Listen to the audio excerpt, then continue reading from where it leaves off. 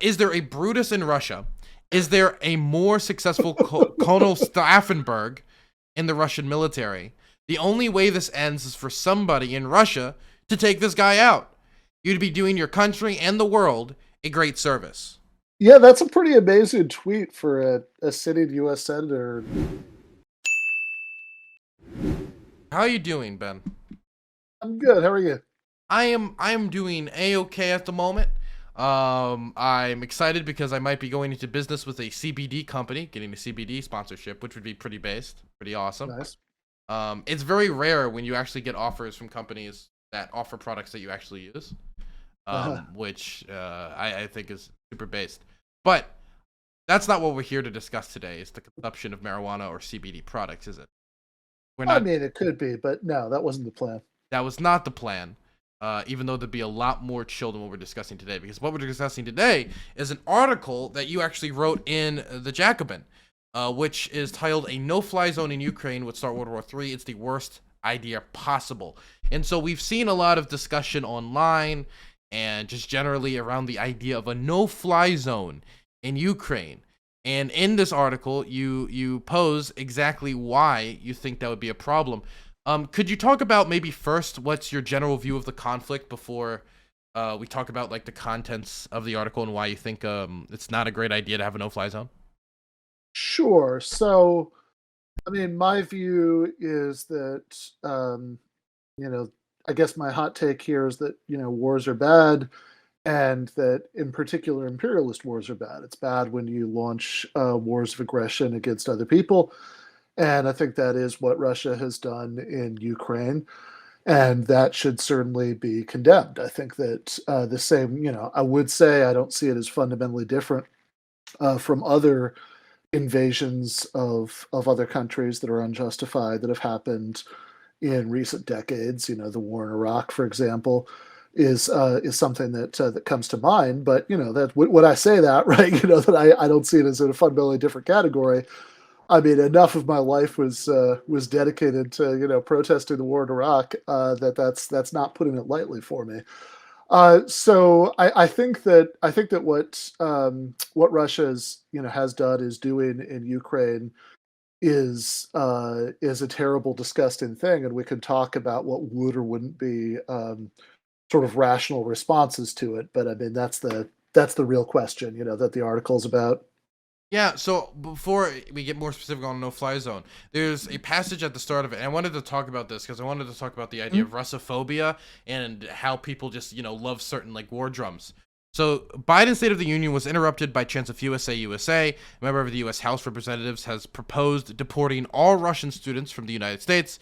A prominent United States senator has publicly urged the assassination of the Russian President Vladimir Putin. The political atmosphere in the United States has quickly turned xenophobic, bloodthirsty, and dark. You don't bring up, but there's also like weird examples of people like banning like certain like drinks that they see as Russian or like renaming things. So it's basically the freedom fries thing from the early 2000s. But the thing that concerns me of out of all of this the most probably is Lindsey Graham, because Lindsey Graham is an extremely influential Republican. And Mhm. I'm going to read his tweet out quickly, and you can tell me what you think about it. Is there a Brutus in Russia? Is there a more successful Colonel Staffenberg in the Russian military? The only way this ends is for somebody in Russia to take this guy out. You'd be doing your country and the world a great service. Yeah, that's a pretty amazing tweet for a sitting U.S. senator, never mind one who's as prominent as Lindsey Graham, openly calling for assassination, which is one. I mean, probably not a great precedent to be set. That like again, members of the Senate are attempting to take out hits on Twitter. And two, it's also a really weird idea. Like, I don't know who Lindsey Graham thinks would replace Putin if there was an assassination, or why why he assumes that some like Russian general that Graham has never heard of, presumably, would be less belligerent than Putin. But it's a weird idea. The fact that there's something that extreme is just going out into the world on Twitter, I think, is a sign of where things have drifted. I mean, that in addition to the sort of civil society things like the ones you mentioned, I also, mentioned later in the article some examples ranging from kind of absurd but more or less harmless to genuinely disturbing, ranging from the International Cat Federation banning all cats bred in Russia from competition. Thank God. Uh, I know, right? It makes my blood boil every time I see those Russian cats, and when I watch cat competitions, as I so often do, to calls to exclude Russian fighters, from mixed martial arts, to restaurants taking poutine off the menu because it sort of sounds like Putin, to which is amazing, to genuinely disturbing examples, like the Oncology Network pulling out of Russia, I guess, so that cancer patients can pressure Putin to change Russian foreign policy, and then they can get treated again. Yeah, the thing that gets me about this is what you're doing is there's number one, it's a terrible precedent to set. The idea that representatives in one country can just call for the murder of heads of states for other countries, right? We Right, would really there would not be much room for Lindsey Graham to complain if then a Russian politician called for Biden to be shot, right? right. If you were to look at this, not to mention, I remember one of the most convincing thing for Americans on foreign policy, and I think this is true like internationally, is just showing like people from a country in question, like burning the American flag or like saying some terrible thing about Mhm. America, and then people are like, wait, but I'm the America, right? And Right. so if Russians see a tweet like this, and which I'm sure stuff like this is going to be played on Russian state television Of course. again and again and again. They're going to think American politicians are calling for Putin to be killed. Maybe this war is actually, yeah, this is actually us protecting ourselves by invading Ukraine, because it seems like they're bloodthirsty over there in the United States. It's just you're giving them easy propaganda victories with statements like this. No, absolutely, and I think that's something worth thinking about, because Russia actually does have a remarkably big anti-war movement right now. I mean, I actually think it's kind of hardening the extent to which, Putin hasn't really gotten the rally around the flag effect. I mean, there's obviously an extent to which he has, but I think the percentage of the Russian public that seems to be opposed to this is actually encouraging. But I think stuff like this makes it harder for them. I also think that's worth thinking about kinds of economic sanctions that, if you have saying, if you're like seizing the assets of individual oligarchs, then, I'm certainly not going to cry any tears for that any more than I would have if other powers had responded to the invasion of Iraq by seizing the yachts of Halliburton executives in other countries.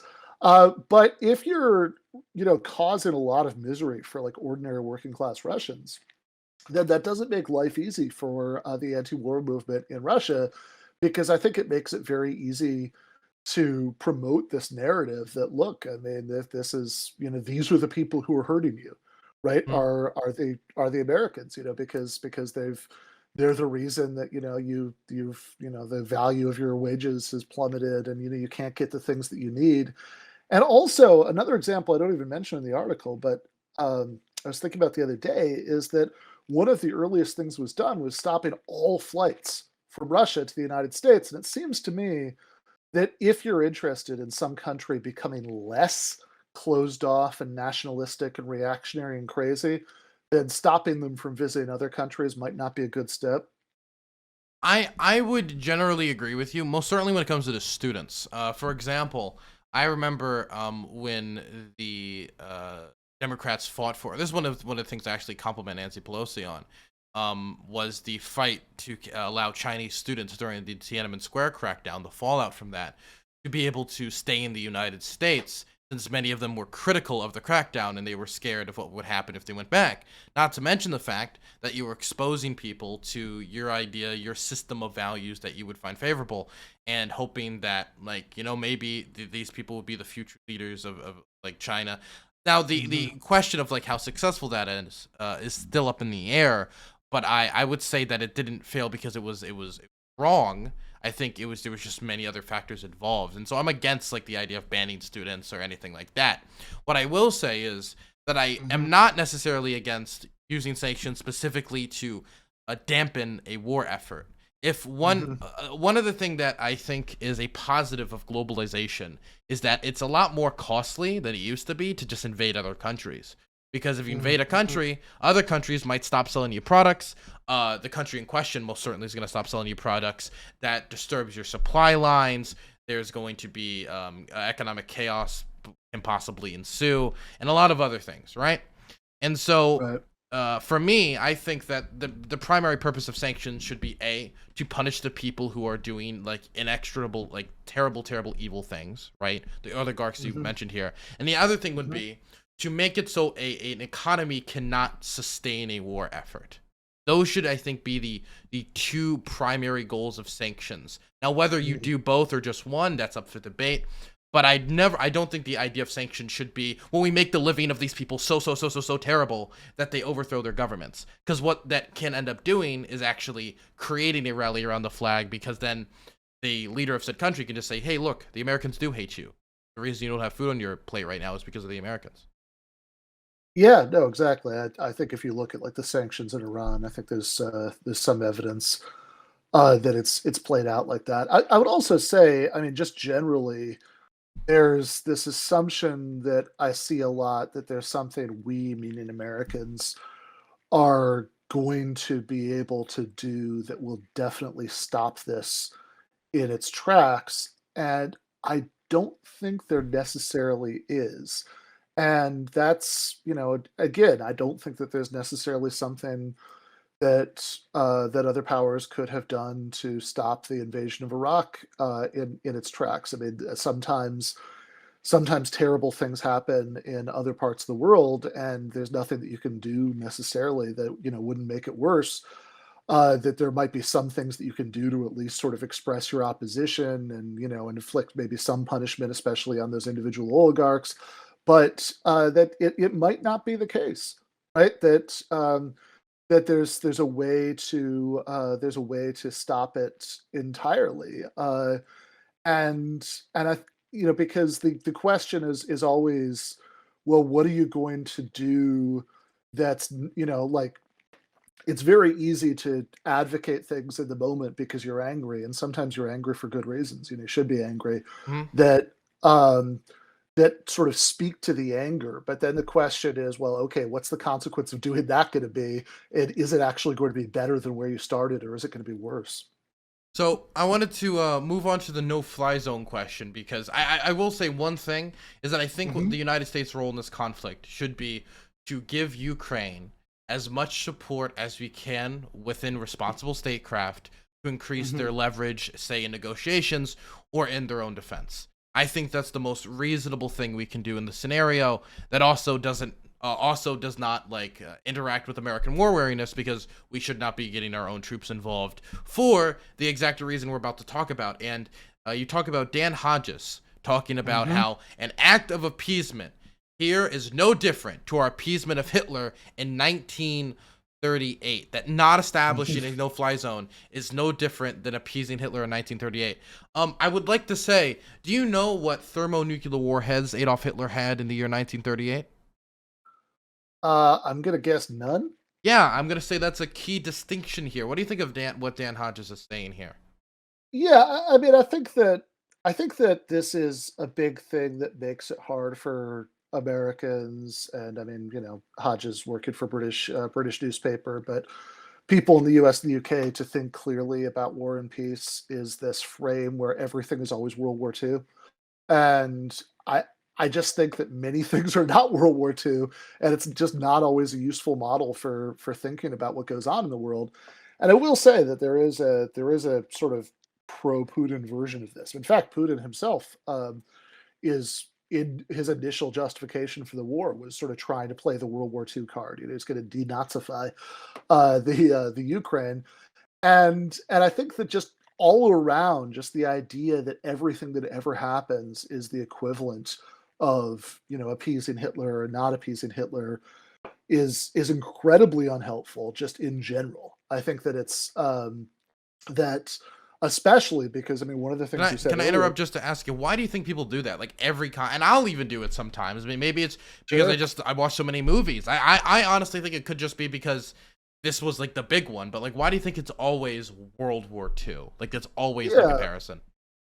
Yeah, I mean, I guess probably part of it is just because so much of the world as it's existed since 1945 is shaped by World War II, and because there's so many countries where that's kind of the foundational mythology now, just because it's the last thing that's happened that we can feel like really good about because you're fighting Hitler and like this, like what's and you're defeating Hitler and what can feel better about that, right? I mean, so like in the Soviet Union, that was like heavily, heavily, heavily emphasized for the next several decades. Certainly it was in the US and the UK.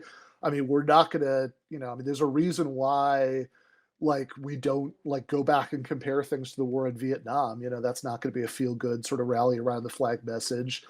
Korea is what MASH, right? That's like old MASH episodes are about our only collective memory of Korea.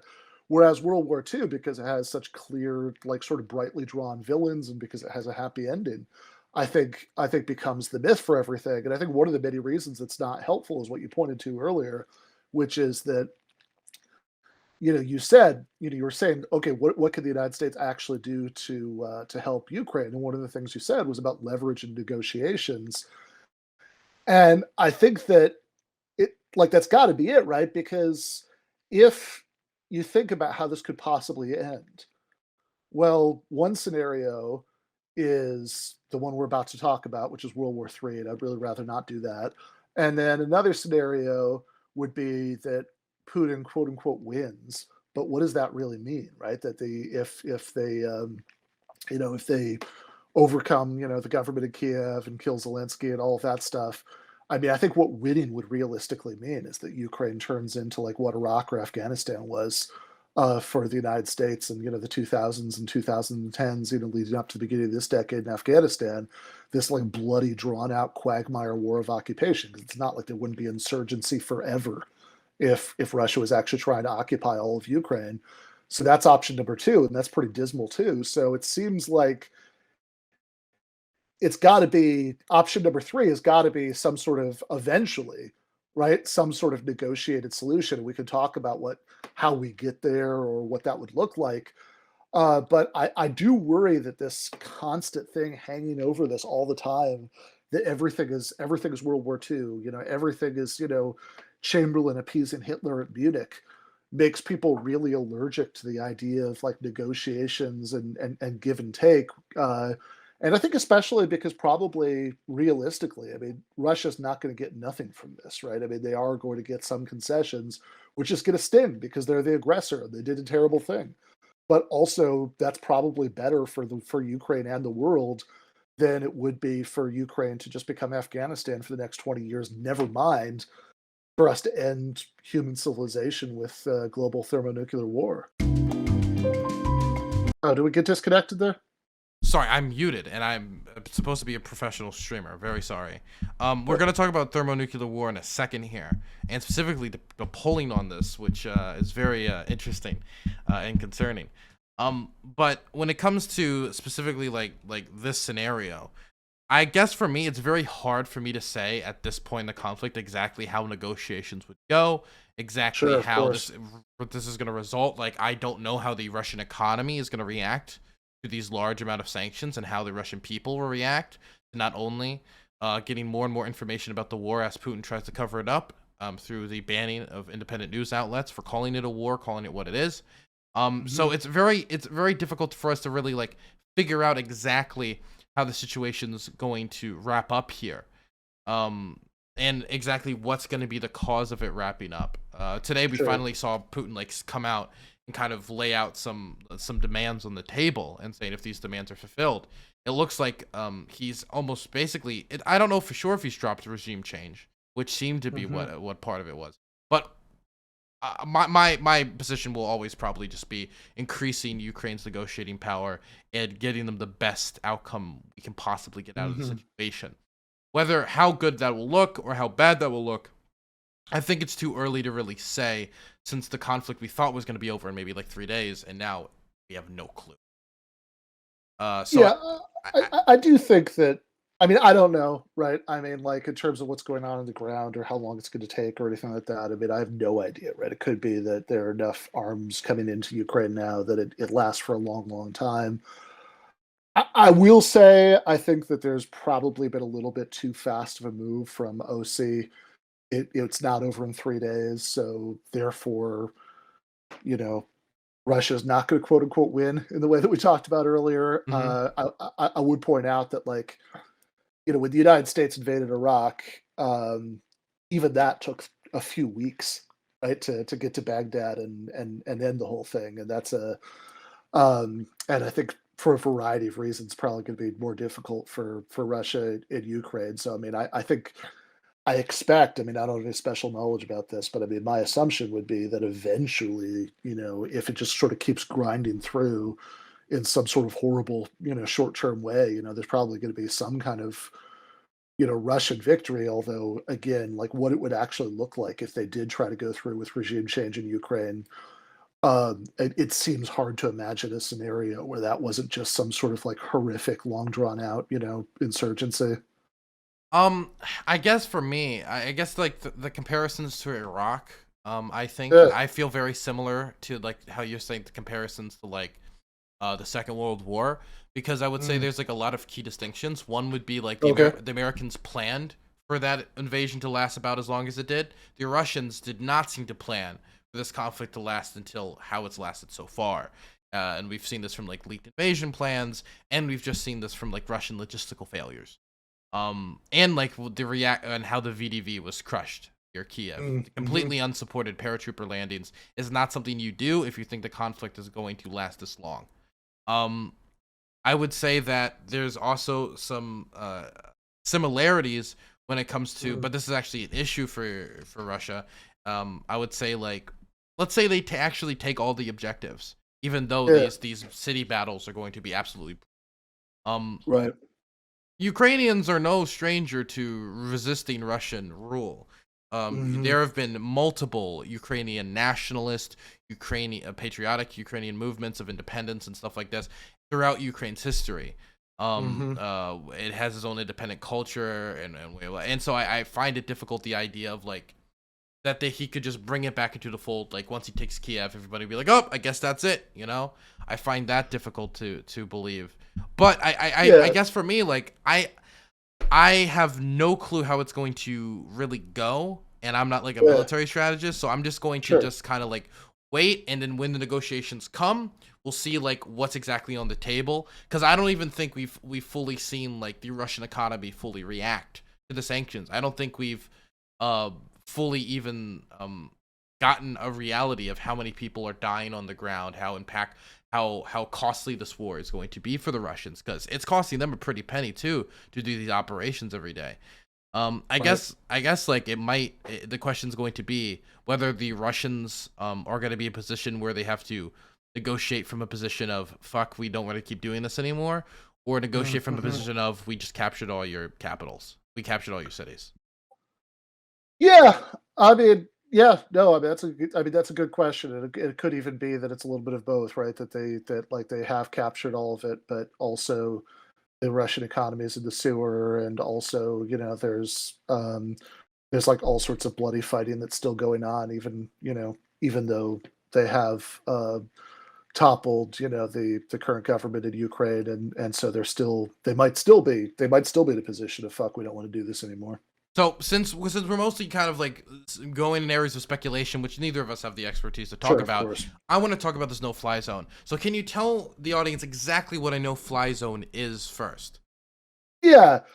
So I think I saw Emma Vigeland put this really well on Twitter when she said that a lot of people seem to think a no-fly zone is a force field, right? That you're just going to sort of like push a button and then there'll just be no Russian planes over Ukraine, which I think is I have to believe is the explanation of why there's this poll result that 74% of Americans expressing an opinion want a no-fly zone, because I have to think that if people had thought it through, they would realize just how horrific an idea this is. That what a no-fly zone means is just a commitment to shoot down Russian planes over, whatever the territory of the zone is. Perhaps all of Ukraine in this case, the same way that the United States had no-fly zones over Iraq in, after the first Gulf War, and going into the invasion of Iraq.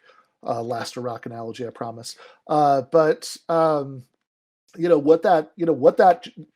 fly zone is just a way of saying that you're going to shoot down the planes that you're not allowing to fly over there. And I would just ask people to take a beat to think about how that phrase "United States shoots down Russian plane" would have registered at any time in the 50s, 60s, 70s, 80s, and then to ask yourself what exactly has changed. Yeah, That I would also like Yeah. to point out that it isn't completely unprecedented. The idea of an American Mhm. jet or shooting down another jet, or like there being an instance of this happening. There was a famous incident with the Chinese where there was a collision and it caused an international incident. And this is when our relationship with the Chinese was much better than what it is today. Mhm. And so the idea of that, and that caused an international incident. So imagine if we had that level of an international incident, but it was happening on a consistent basis because we wanted to establish a no-fly zone, and it was during a heightening of tensions where Vladimir Putin's at the same time upping his nuclear readiness level.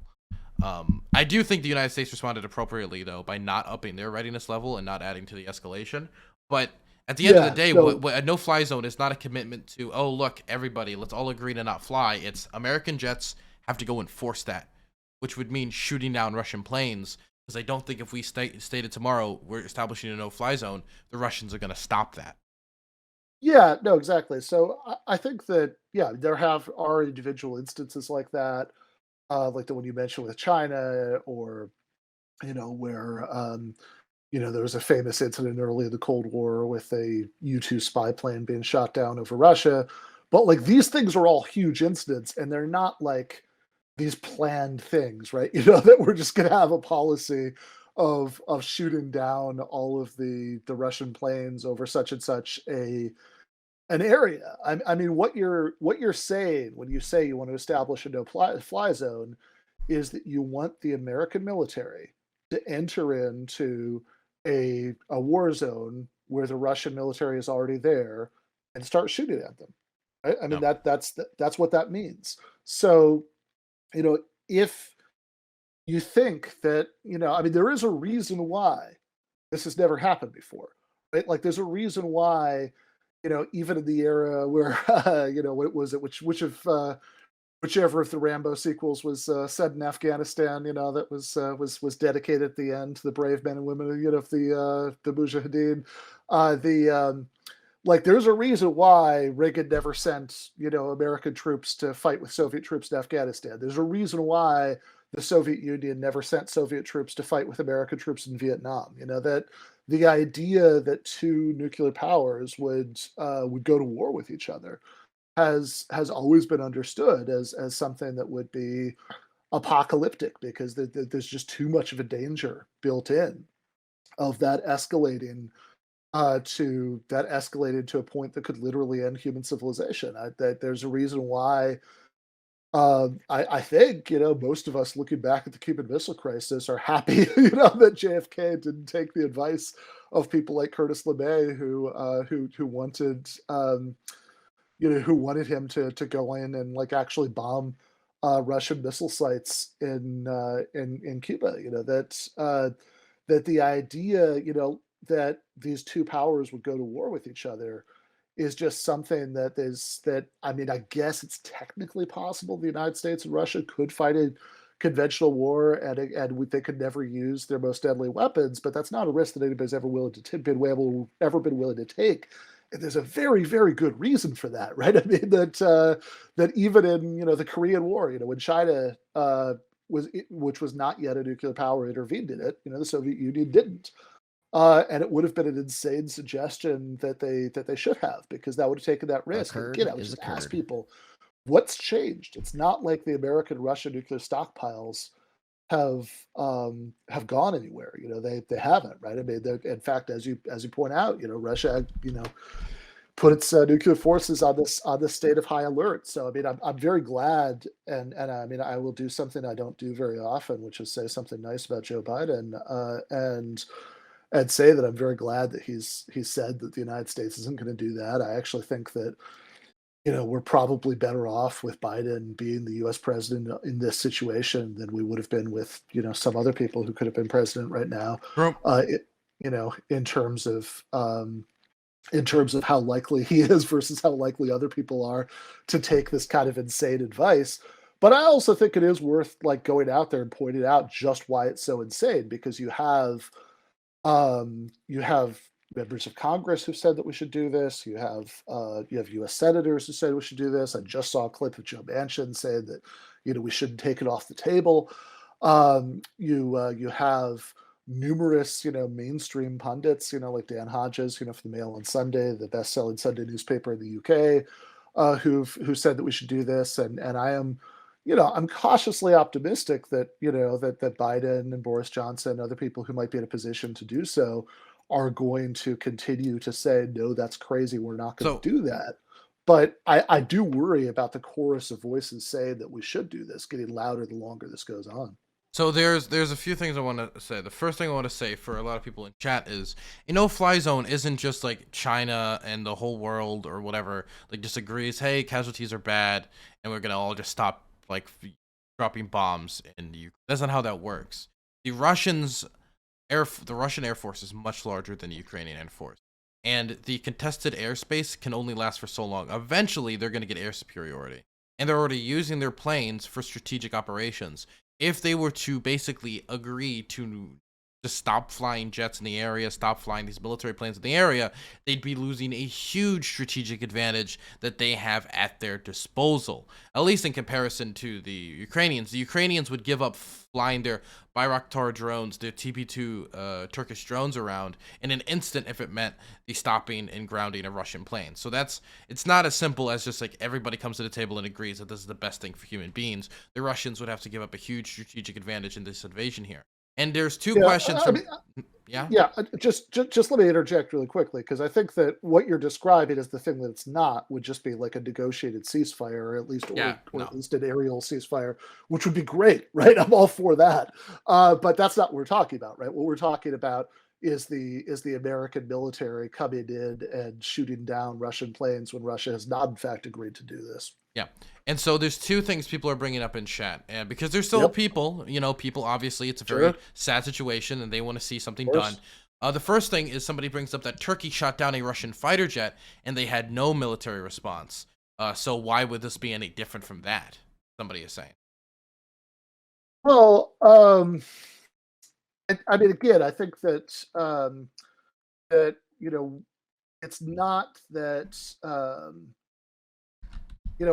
I think it probably would have been different. I'm guessing if Turkey had just announced that they were generally going to go into an area where there were lots of Russian planes flying back and forth, and they were just going to initiate a general policy of shooting down Russian planes. I have a much harder time imagining Russia taking that line down than a single plane, or any country, doing that, right? I mean, like any country in the world, if there are planes, if they're actively engaged in a war, and then some other country comes in and says we're going to shoot down all of your planes here, I think it would be a little much to hope that they're just not going to respond in any way.